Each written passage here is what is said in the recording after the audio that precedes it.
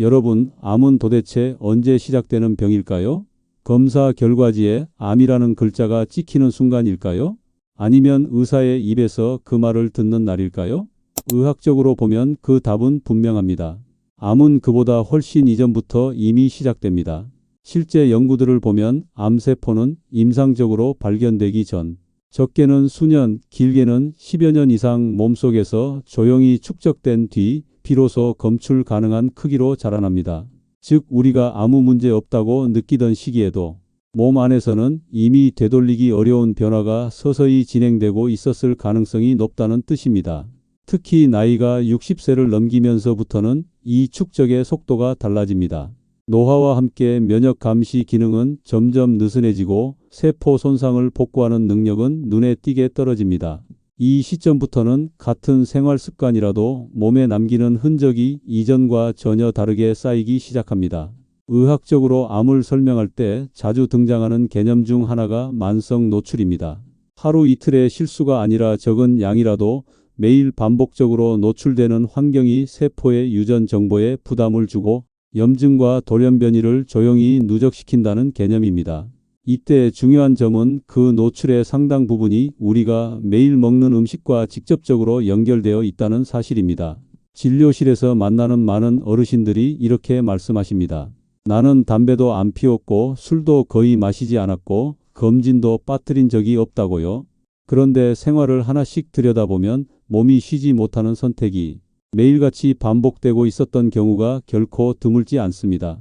특히 소화기 계통의 암이나 호르몬과 관련된 암, 염증과 연관된 암의 경우 장기간의 식습관이 위험도를 크게 좌우한다는 사실은 여러 대규모 연구를 통해 반복해서 확인되어 왔습니다. 문제는 그 식습관이 대부분 너무 익숙해서 의심조차 하지 않는다는 점입니다. 오늘 영상은 암 진단을 이미 받은 분만을 위한 이야기가 아닙니다. 요즘 들어 예전보다 피로가 오래가고 소화가 더디고 잠이 얕아졌다고 느끼는 분, 검진 결과는 정상인데 마음 한켠에서 계속 불안이 가시지 않는 분이라면 오늘 영상 꼭 끝까지 보시기 바랍니다. 왜냐하면 암 예방에서 가장 중요한 시점은 진단 이후가 아니라 진단 이전이기 때문입니다. 그리고 그 이전을 결정하는 것은 대단한 치료가 아니라 매일 반복되는 선택입니다. 본격적인 이야기에 앞서 이 내용이 도움이 되신다면 구독과 좋아요로 응원해 주세요. 저는 약과 주사를 처방하기 전에 한 사람의 하루와 생활을 먼저 살피는 의사로서 생활 속 건강 이야기를 계속 전할 수 있도록 여러분의 응원이 큰 힘이 됩니다. 저는 노인의학을 연구해 왔고 오랜 시간 진료실에서 어르신들의 몸과 생활을 가장 가까이에서 지켜봐 온 정혜준입니다. 암 환자분들과 마주 앉아 있으면 거의 예외 없이 이런 질문이 나옵니다. 지금이라도 뭘 먹지 말아야 하느냐는 질문입니다. 그래서 오늘은 아직 선택할 수 있을 때, 아직 방향을 바꿀 수 있을 때 꼭 한번 짚고 가야 할 이야기를 하려고 합니다. 제가 진료실에서 실제로 자주 말씀드리는 첫 번째 음식부터 시작해 보겠습니다. 많은 분들이 몸에 좋다고 믿고 있고 심지어 암 예방에 도움이 된다는 말까지 듣는 음식입니다. 아침을 시작하는 순간 가장 자연스럽게 손이 가는 그것입니다. 바로 커피입니다. 많은 분들이 이 대목에서 의아해 하십니다. 커피가 왜 문제냐고 오히려 건강에 좋다는 이야기를 더 많이 들어왔다는 분들도 계십니다. 실제로 커피와 관련된 연구를 보면 항산화 성분이 들어있고 일부 암의 위험을 낮춘다는 결과가 보고된 것도 사실입니다. 그런데 진료실에서 제가 커피 이야기를 꺼낼 때는 커피가 좋으냐 나쁘냐의 문제가 아닙니다. 핵심은 커피라는 음료가 가진 상반된 두 얼굴과 우리가 그것을 어떤 방식으로 반복해서 마시고 있느냐에 있습니다. 의학적으로 커피는 단일 성분이 아닙니다. 커피 한 잔에는 카페인만 들어있는 것이 아니라 볶는 과정에서 생성되는 여러 화학 물질들이 함께 들어옵니다. 이 과정에서 만들어질 수 있는 일부 물질들은 국제적으로 발암 가능성이 논의되어 온 성분들이고 양이 많지 않더라도 매일 반복적으로 노출될 경우 몸에 부담이 될 수 있다는 점이 문제입니다. 특히 커피는 다른 음식과 달리 습관성이 매우 강합니다. 배가 고파서 먹는 것도 아니고 갈증이 있어서 마시는 것도 아닌데 특정 시간만 되면 자연스럽게 손이 갑니다.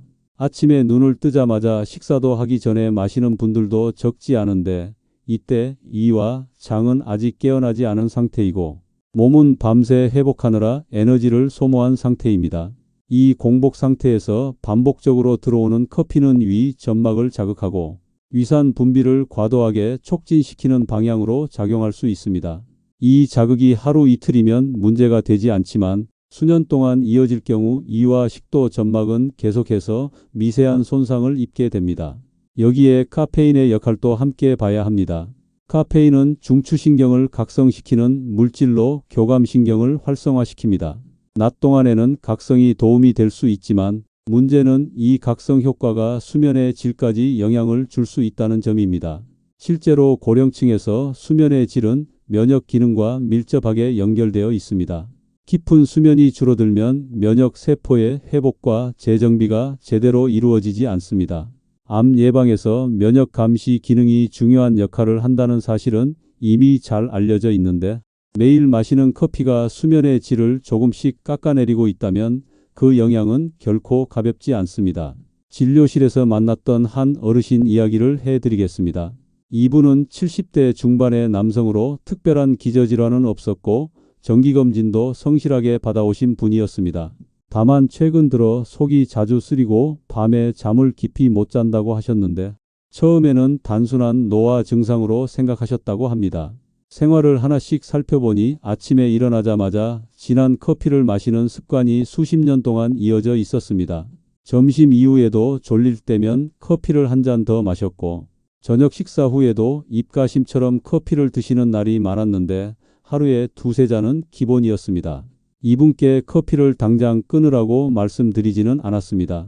다만 공복 커피부터 중단하고 오후 늦은 시간 이후에는 마시지 않도록 조정했습니다. 몇 주까지나 다시 배웠을 때 가장 먼저 하신 말은 속이 덜 쓰리다는 것이었고 잠이 조금 깊어졌다는 느낌이 든다는 말도 함께 하셨습니다. 커피 하나를 줄였을 뿐인데 몸이 보내는 신호는 분명히 달라졌습니다. 이 변화는 약으로 만든 것이 아니라 생활을 조금 바꿨을 뿐인데도 나타난 변화였습니다.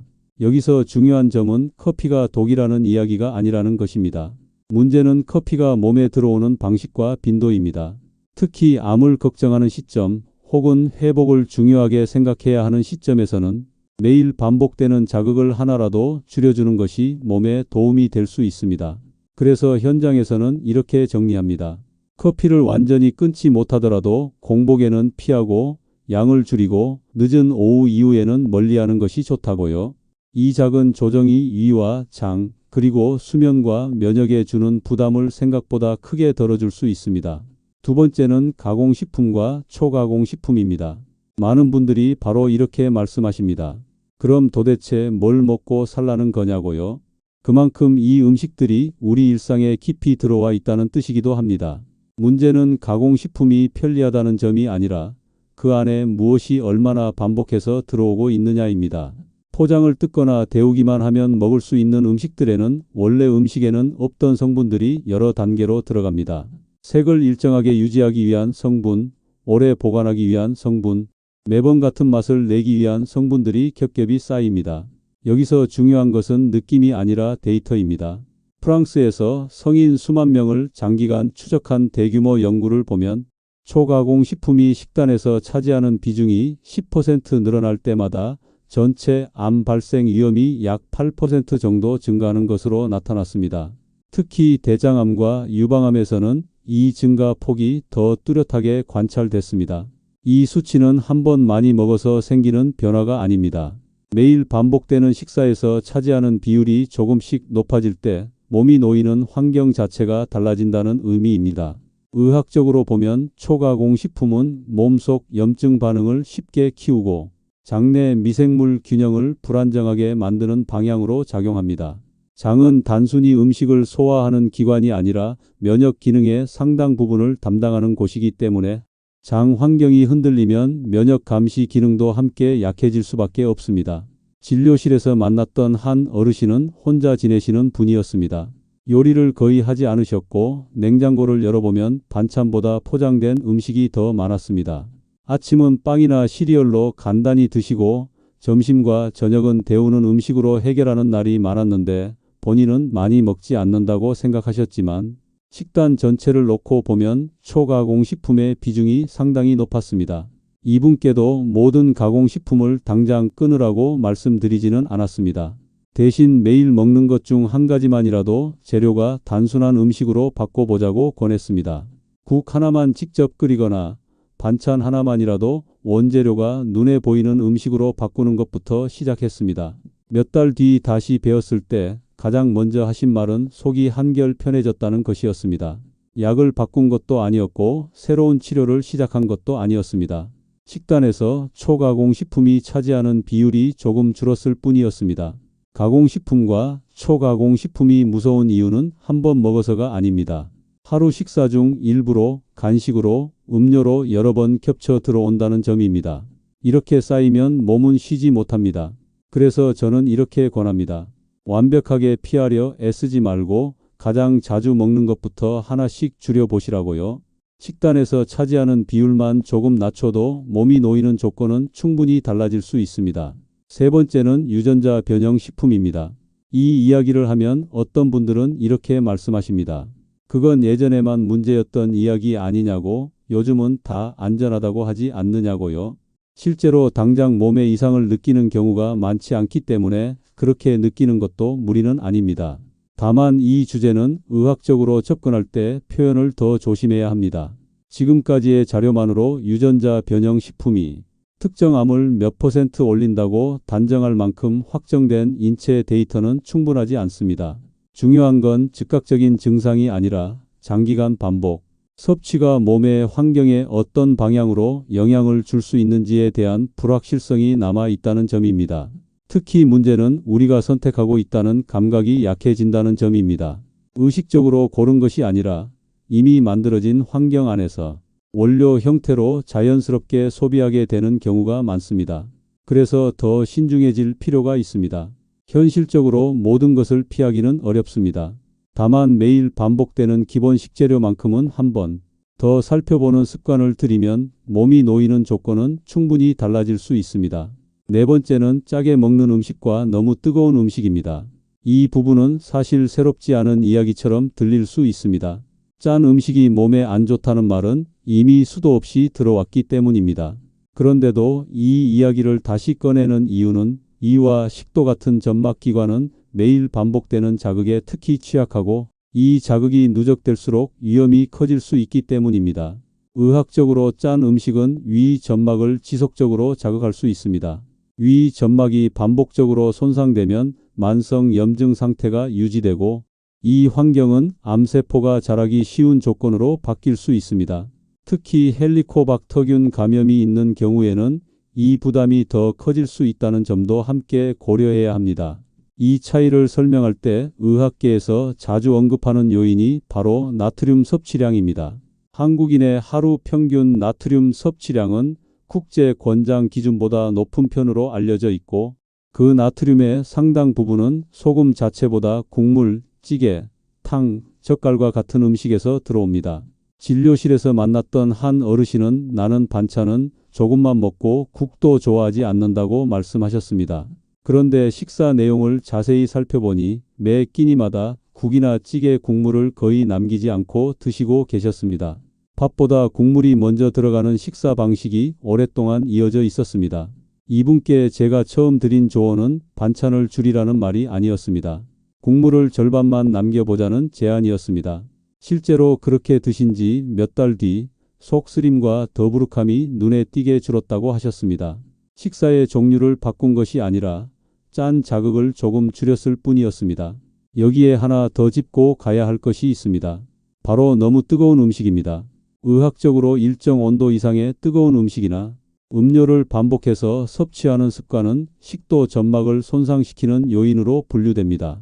실제 연구에서는 매우 뜨거운 음료를 자주 마시는 습관이 식도암 위험과 연관될 수 있다는 보고도 있습니다. 문제는 우리가 뜨거움을 위험으로 인식하지 않는다는 점입니다. 뜨끈해야 몸에 좋다고 생각하고 김이 날 때 바로 먹는 것이 오히려 건강하다고 믿어왔기 때문입니다. 하지만 점막 입장에서는 반복되는 화상에 가까운 자극이 될 수 있습니다. 제가 현장에서 자주 드리는 설명은 이렇습니다. 짠 음식과 뜨거운 음식은 한 번 먹어서 문제가 되는 것이 아니라 매일 반복될 때 위험해질 수 있다고요. 특히 위와 식도는 매일 직접 자극을 받는 기관이기 때문에 이 부담이 누적되면 회복할 시간을 잃게 됩니다. 이렇게 매일 반복되는 선택은 음식의 종류에서만 끝나지 않습니다. 무엇을 먹느냐만큼이나 그 음식을 어떻게 만들었는지도 몸에는 그대로 남습니다. 우리는 보통 음식이 식탁에 올라온 순간만 생각합니다. 하지만 의학적으로 보면 부담이 만들어지는 시점은 그보다 훨씬 앞, 바로 조리 과정에서 시작되는 경우가 많습니다. 강한 불에서 굽고 기름에 튀기고 연기가 자욱한 상태에서 볶는 방식은 음식의 맛을 빠르게 끌어올릴 수는 있지만 그 과정에서 몸에 부담이 되는 물질들도 함께 만들어질 수 있습니다. 특히 높은 온도에서 조리될수록 이런 물질의 생성량은 증가하는 것으로 알려져 있습니다. 이와 관련된 연구들을 보면 음식을 굽거나 튀길 때 발생하는 연기 속에는 여러 발암 가능 물질들이 포함될 수 있다는 사실이 반복해서 확인되어 왔습니다. 문제는 이 물질들이 음식 속으로만 들어가는 것이 아니라 공기 중으로 퍼져 호흡을 통해서도 몸 안으로 들어올 수 있다는 점입니다. 그래서 진료실에서 폐암 환자를 만날 때 담배를 한 번도 피운 적이 없다는 분들이 적지 않습니다. 이런 경우 생활을 자세히 들여다보면 오랜 시간 환기가 잘 되지 않는 환경에서 요리를 해온 경우가 꽤 자주 발견됩니다. 한 여성 어르신은 평생 담배를 피운 적이 없었고 가족 중에도 폐 질환을 앓은 분이 없었습니다. 그런데도 폐암 진단을 받았고 이유를 찾기 위해 생활을 하나씩 짚어보게 됐습니다. 그 과정에서 드러난 것은 계절에 상관없이 창문을 닫아둔 채 센 불로 조리를 해왔다는 습관이었습니다. 이분께서 가장 놀라워하셨던 부분은 음식 냄새를 맡는 것이 이렇게 몸에 부담이 될 수 있다는 점이었습니다.